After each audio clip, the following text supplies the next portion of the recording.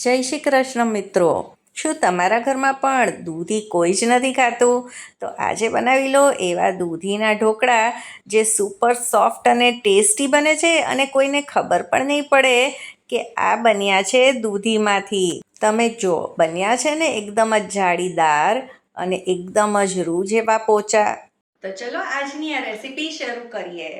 અને તેના માટે આજે આપણે લેવાની છે દૂધી. તો દૂધી આપણે વજનથી નથી લેવાની, આપણે કપથી માપીને લઈશું. તો આજે તો હું આ રીતે જે મેઝરિંગ કપ હોય તેનાથી બધી વસ્તુઓ માપીને લઈ રહી છું. તમે ઘરની કોઈ પણ વાટકીનું માપ સેટ કરી શકો છો. તો સૌથી પહેલાં આપણે દૂધીને નાના પીસમાં કટ કરી લઈએ. તો આ દૂધીમાં આ રીતે વચ્ચે બીનો ભાગ નથી. જો આમાં વધારે પડતો બીનો ભાગ હોય તો તે ભાગ કાઢી લેવો, પણ આ એકદમ જ કૂણી અને સરસ દૂધી છે. તો આપણે આ રીતે મીડિયમ સાઇઝના કટકા કરી લઈશું. તો આ કપ ભરીને આપણે દૂધી લેવાની છે.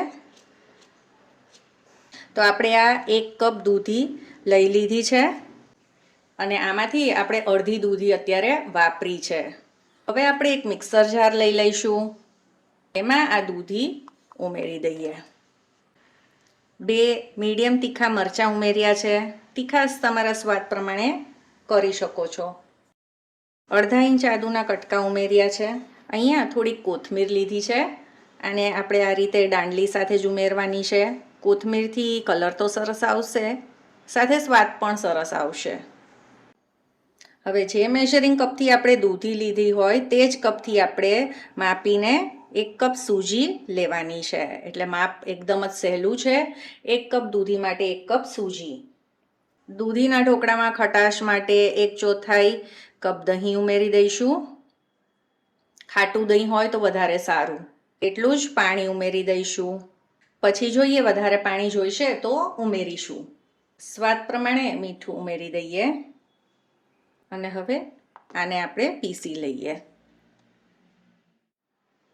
હવે આપણું બેટર ફક્ત 2 જ મિનિટમાં આ રીતે તૈયાર થઈ ગયું છે. તો આને પીસતી વખતે બીજો અડધો કપ પાણી ઉમેર્યું હતું. હવે આને કાઢી લઈશું મિક્સિંગ બોલમાં. તો આની કન્સિસ્ટન્સી આવી રાખવાની છે. હવે સૌથી પહેલાં આપણે થાળીને ગ્રીસ કરી લઈએ. એ વાતનું ખાસ ધ્યાન રાખવાનું છે કે વધારે પડતું તેલ આપણે નથી આમાં લગાવવાનું, નહીતર પછી આપણા ઢોકળા ફૂલશે નહીં. હવે આ થાળીને આપણે એક તરફ રાખી દઈએ. હવે ઢોકળા સ્ટીમ કરવા માટે પાણી મૂકી દઈએ.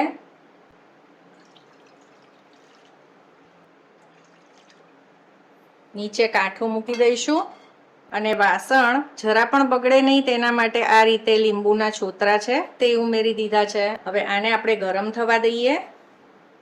હવે આ જે બેટર છે તેમાં અડધી ચમચી ખાંડ ઉમેરીશું. એકચ્યુઅલી આ તમે મિક્સરમાં પણ ઉમેરી શકો છો. થોડુંક તેલ ઉમેરીશું.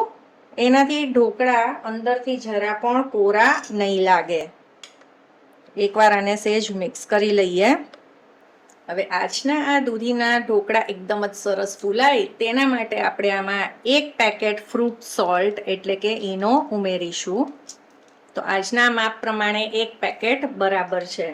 ઈનોને એક્ટિવેટ કરવા અહીંયા અડધું લીંબુ લીધું છે, તેનો રસ આમાં ઉમેરી દઈશું. આનાથી સરસ ખટાશ પણ આવશે. હવે આ મિક્સ કરી લઈએ. મિક્સ કર્યા પછી આપણે આ બેટરને રેસ્ટ નથી આપવાનું, તરત જ થાળીમાં આને ઉમેરી દઈશું. તો હવે આપણે આ થાળીમાં આને ટ્રાન્સફર કરી દઈશું. તમારે જો એકદમ જ પાતળા ઢોકળા બનાવવા હોય તો તે પ્રમાણે પણ બનાવી શકો છો. અત્યારે હું મીડિયમ થિકનેસવાળા ઢોકળા તૈયાર કરી રહી છું. અત્યારે તો હું આની ઉપર લાલ મરચું પાવડર છાંટી રહી છું. તમે આની જગ્યાએ મરીનો પાવડર પણ છાંટી શકો છો. હવે આને સ્ટીમ કરવા માટે મૂકી દઈએ.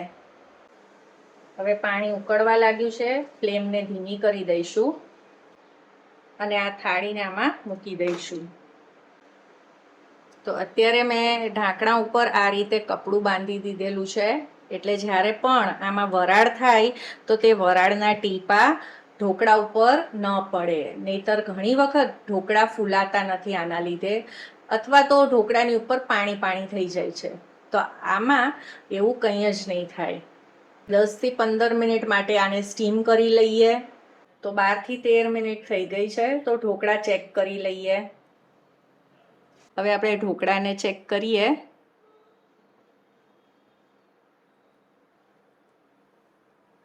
તો આ રીતે ચપ્પુ બહાર આવી જાય છે એટલે ઢોકળા અંદરથી સરસ રીતે કૂક થઈ ગયા છે. તો આપણે આને કાઢી લઈએ. ઢોકળા થોડાક ઠંડા થાય એટલે આપણે આને કટ કરી લઈશું. તમે આ ઢોકળાને આ જ રીતે ફક્ત તેલ સાથે, લસણની ચટણી સાથે એન્જોય કરશો તો પણ મજા આવશે. પણ આજે આપણે આની ઉપર એક વઘાર તૈયાર કરીને ઉમેરીશું. તો વઘાર માટે 2 થી 3 ચમચી તેલ મૂકીશું. તેમાં 5 ચમચી જેટલું રાઈ અને જીરું ઉમેરી દઈશું. સાથે જ તેમાં થોડાક તલ ઉમેરીશું, લીલા મરચાં અને મીઠો લીમડો, અને વઘારને સરસ રીતે તતડવા દઈશું. વઘાર આવી જાય એટલે આપણે આને ઢોકળા ઉપર પાથરી દઈશું. આમાં ચપટી હિંગ પણ ઉમેરી છે. તલ, રાઈ, જીરું તમે વધારે કે ઓછું પણ કરી શકો છો. ચમચીથી આને આપણે એક સરખું બધે ફેલાવી દઈશું. તો આપણા ટેસ્ટી ઢોકળા તૈયાર છે. તો તમે પણ એકવાર જરૂરથી ટ્રાય કરજો. મારી ગેરંટી છે કે તમારા ઘરમાં નાના મોટા બધાને ખૂબ જ પસંદ આવશે, કેમ કે આ એકદમ જ ટેસ્ટી તૈયાર થાય છે. તો આશા કરું છું તમને બધાને આજની રેસીપી પસંદ આવી હશે, અને જો પસંદ આવી હોય તો તેને લાઈક કરજો, ફ્રેન્ડ્સ અને ફેમિલીમાં શેર કરજો, અને ચાર્મીઝ ગુજરાતી રસોઈને જરૂરથી સબસ્ક્રાઈબ કરજો. મળીએ ફરી કાલે નવી રેસીપી સાથે. સૌને જય શ્રી કૃષ્ણ.